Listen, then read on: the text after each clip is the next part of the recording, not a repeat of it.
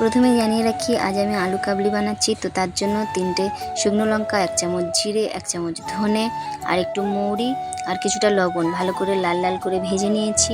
ভেজে নেওয়ার পর কিছুক্ষণ ঠান্ডা হওয়ার জন্য আমি ওটাকে নামিয়ে রেখে দিয়েছিলাম। তো তারপর আমি এটাকে পাউডার বানিয়ে সাইডে রেখে দিয়েছিলাম।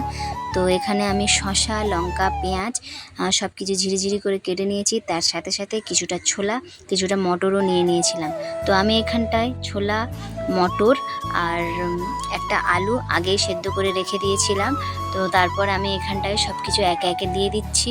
আমি এখানে টমেটো দিয়ে নিয়েছি, সেদ্ধ করা মটরটাও দিয়ে নিয়েছি, আর পেঁয়াজ, শসা, ছোলা সব কিছুই আমি এখানটায় দিয়ে নিয়েছি।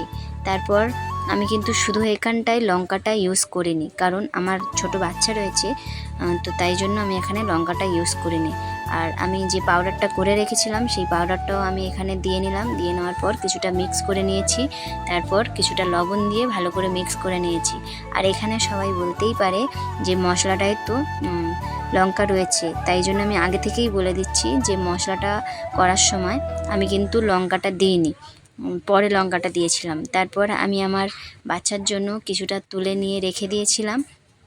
কিছুটা তুলে রাখার পর আমি এখানটায় লঙ্কাটাও ইউজ করে নিচ্ছি, আর যে ছোলাটা ছিল সেই ছোলাটাও আমি এখানে নিয়ে নিয়েছি। আর কিছুটা তেঁতুলের পাল্প আমি এখানটায় ইউজ করছি। আমি তেঁতুলটা কিন্তু জলে ভিজিয়ে রেখে পাল্পটা বের করে নিয়েছিলাম। তো তারপর মিক্স করে নিয়েছি। নেওয়ার পর আমার কিন্তু এখানটায় আলু কাবলি রেডি হয়ে গিয়েছে। তো কেমন লাগছে সবাই জানাবে। ভিডিওটা আমি এখানেই শেষ করলাম। তো ভালো লাগলে ভিডিওটা লাইক, কমেন্ট, শেয়ার আর আমার প্রোফাইলটা ফলো করে রাখবেন।